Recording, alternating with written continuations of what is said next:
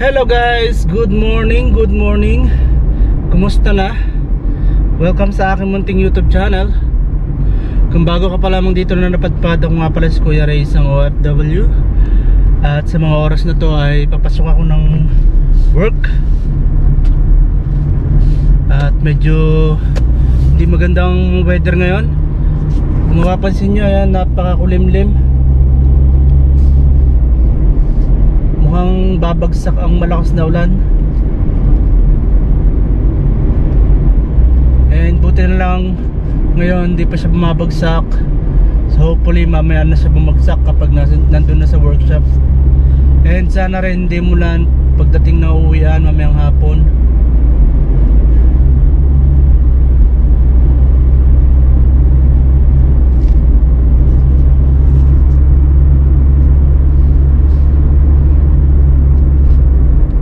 Bala ko sana magbisikleta, kaso nga lang yan, mukhang malakas ang ulan, kaya naisipan ko na lang din na magkotse.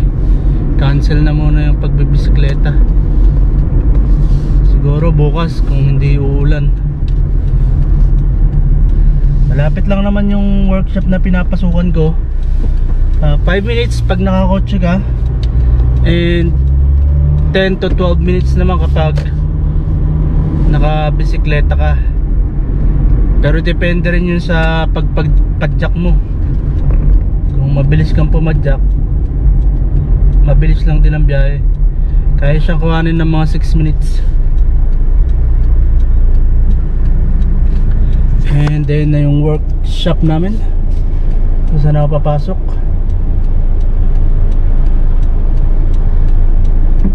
Go!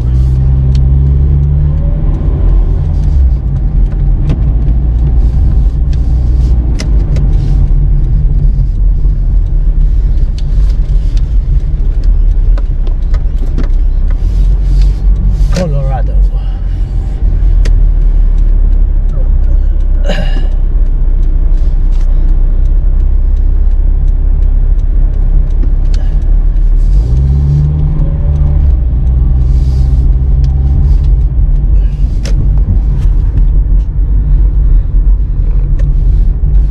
Dito na tayo guys. Start na naman ang panibagong araw ng work. And hopefully walang maging problema, walang maging aberya.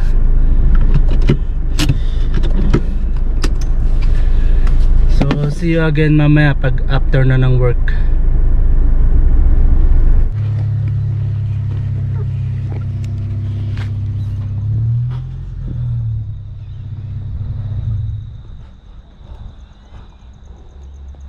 Seven hours later. Hello guys, uwian na naman. Nakatapos na naman ang isang araw sa trabaho. Uwi na naman. And buti na lang hindi umulan. Makulimlim lang maghapon, pero hindi naman umulan. Umambon lang kanina bahagya, pero hindi totally ulan.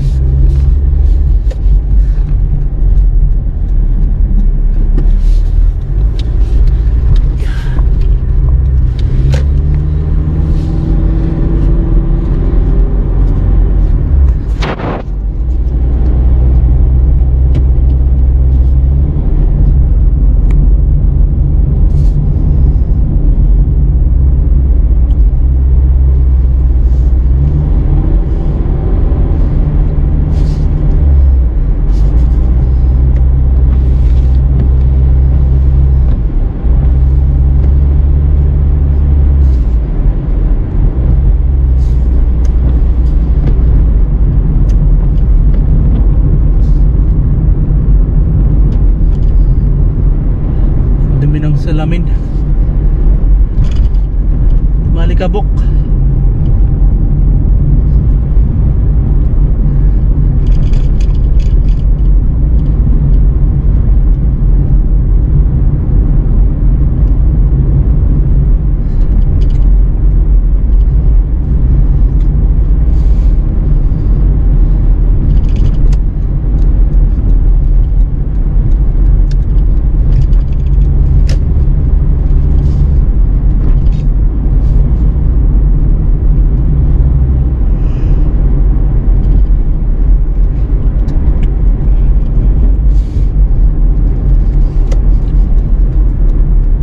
Diretso tayo ng IGA. Bili tayo ng itlog.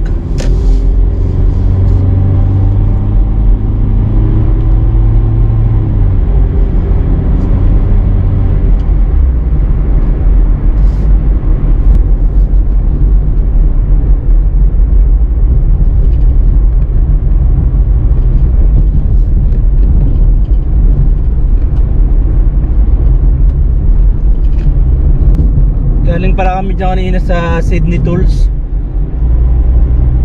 Nagtingin-tingin kami kasi bagong bukas lang, kahapon lang yata nagbukas. So pangalawang araw pa lang ngayon. And then ito yung nabili ko, $29 sunglass.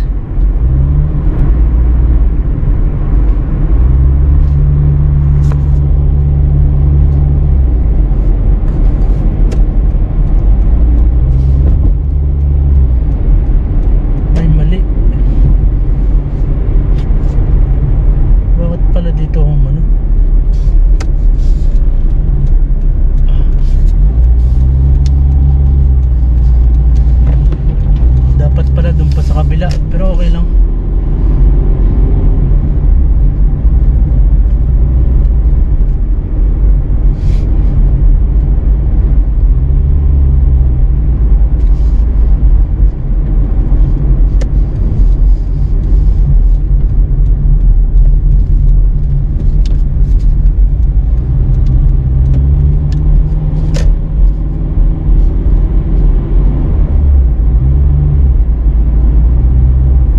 Bale, ito yung pinaka-sentro ng Tari.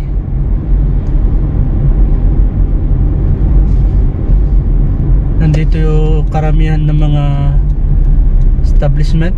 Yan, Chemist Warehouse, Big W, Coles, mga grocery store, restaurant nandito rin.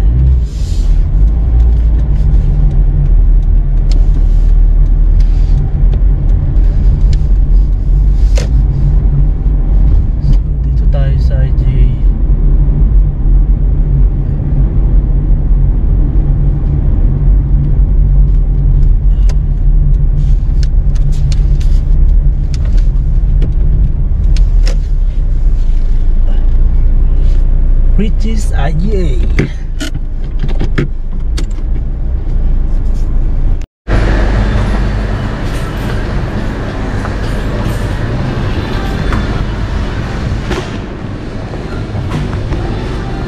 May music, so hindi tayo pwede mag-record ng dire-diretso, baka maka-copyright tayo.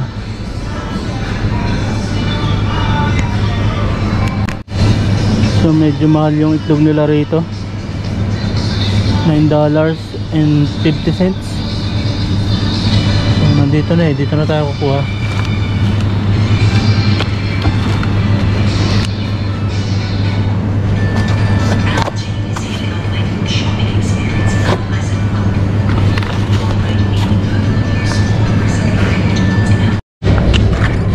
Kuha tayo itong egg pie. 6 na piraso na guys, pero $6 lang. Itong ibang brand $6.99, pero 4 na piraso lang. So mas mura to. So kukuha tayo ng isa. Yung itlog di ko muna kinuha kasi medyo namamahalan ako. Mas mura dun sa Coles. So sasaglit na lang siguro ako dun sa Coles. At least may mabili man lang tayo dito sa IGA, itong pie. Ito yung mga karne nila dito guys. Dito may leg ng ano, leg ng manok.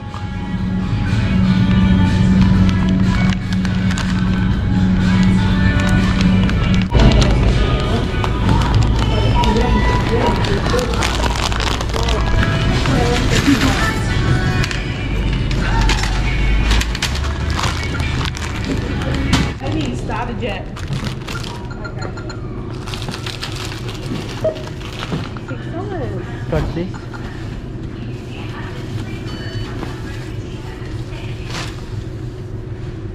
Did you need a receipt? Nah, thank you so much.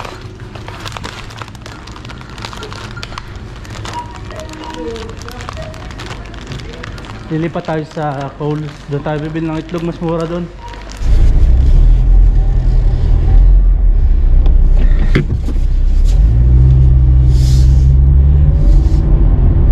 Malapit lang naman. Pagtawid dyan sa runabout na yan, bante ng Bahagya, andyan na yung Coles.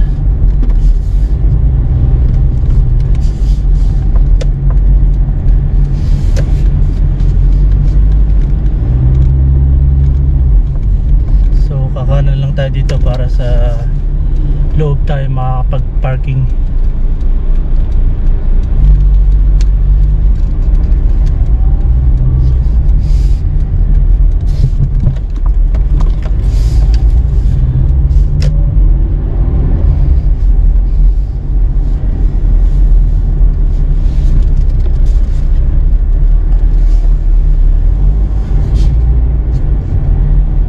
Bale, ito pala yung pinaka mall nila dito sa Tari. Maliit lang siya, di kagaya ng mga mall sa Pilipinas na napagkalaki-laki. Usually kasi yung mga mall na kagaya ng sa Pilipinas, yung malalaki, may mga tatlo pataas na palapag. Usually nasa mga city yun pag dito sa Australia.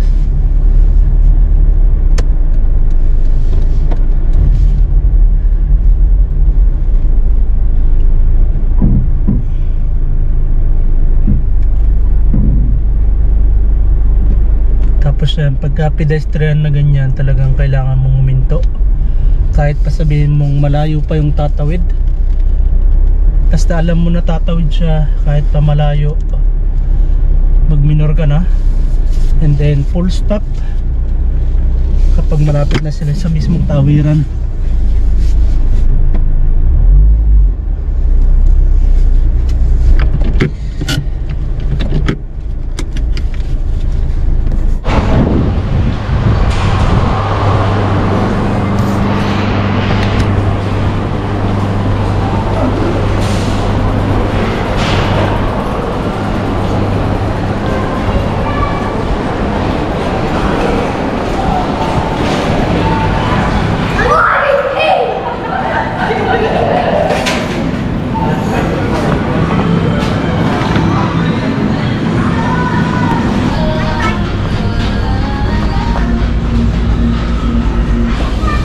So ito guys, oh,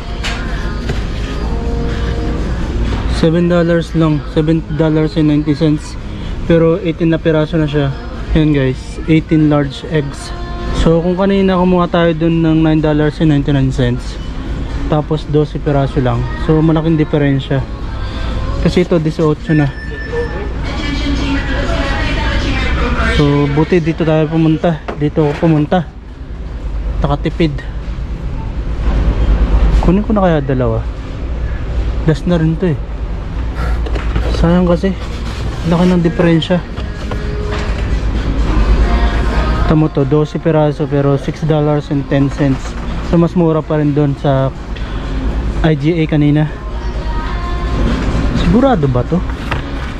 $7.90, 18 pack, tama naman. So kinuha ko na yung dalawa kasi last 2 tray na lang din naman yung natitira. Sayang din kasi yung malilis, kaya araw-araw din naman kami nag-iitlog, nilagang itlog, prito, araw-araw yun sa umaga. So kuha na rin siguro ko ng kape, paubos na yung kape sa bahay.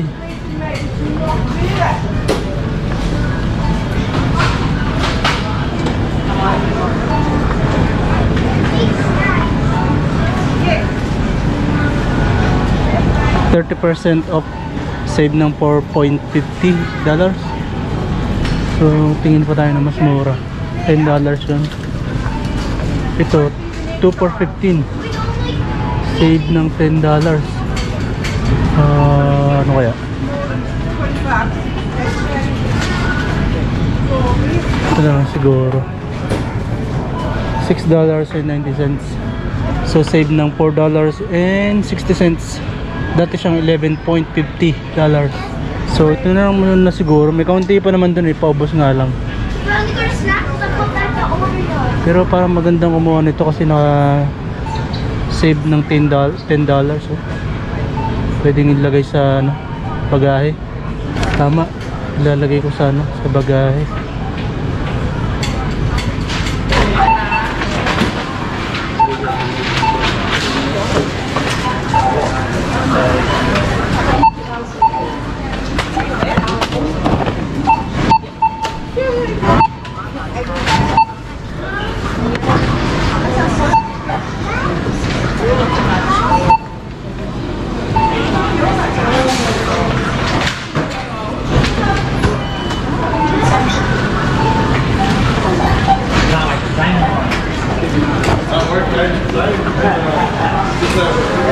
So yun guys, ang inabot ng napamili ko is $37.70 at ang total savings is $14.60. So malaking bagay yung $14 na yun, mahigit. So bali kumuha nga ako nung dalawang kape, 2 for $15 kasi dun $10 yung na-save dun. Bala ko siyang isama sa mga ipapabagahe ko. Nag-iipon kasi ako ng pampabagahe ngayon. Meron na akong box sa bahay. Bali pinupuno ko na lang ng laman. So bali yan guys, didiretso na rin ako umuwi. And ayun, gumastos din ako ng mahigit $40 ngayon. Pero kahit paano malaki yung na-save. Kasi nasa $14 yata mahigit, tama ba? Oh, $14.60 yung total savings sa resibo. And yun na, buti na lang dumiretso ako dito, lumipat ako rito kasi nga sa IGA dapat ako bibili ng itlog, kaso nung nakakita ko nga $9.99. So napakalaki ng diferensya kasi yung $9.99 12 peraso. 12 peraso. Pero yung nakuha ko ngayon $7 mahigit, 7 point something. Pero 18 peraso na yung itlog. So laki ng diferensya. And ayun, dalawang tray na yung kinuha ko na tag 18 pieces na itlog. Kasi yun na lang din yung natitira. And sayang din kasi yung mas save. Kasi araw-araw kami itlog, lalo sa umaga nilaga, sinasabay na namin sa kanin yung paglaga. So tag-isa kami sa umaga, tapos nagbabaon pa kami ng tag-isa ulit pang add sa tanghalian namin, sa baon namin sa tanghalian. So talagang kailangan lagi meron kaming stock na itlog.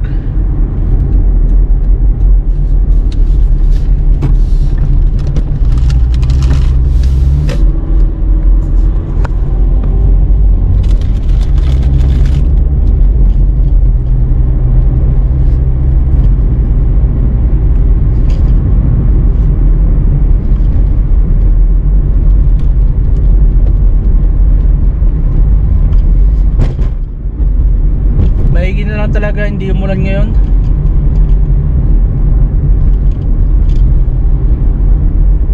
Kasi nakakayamot din kapag umuulan. Pero nakakayamot din naman pag sobrang init.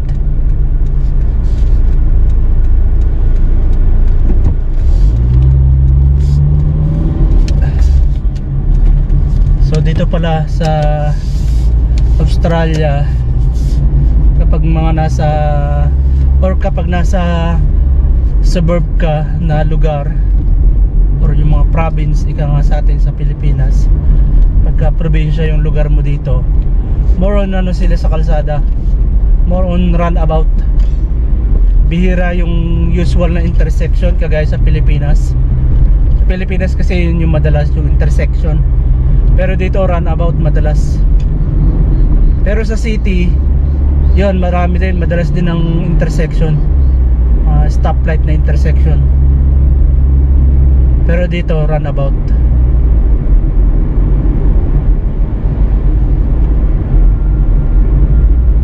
Tapos yun, ano yung bus, school bus, yung nadaanan natin na yun sa kaliwa.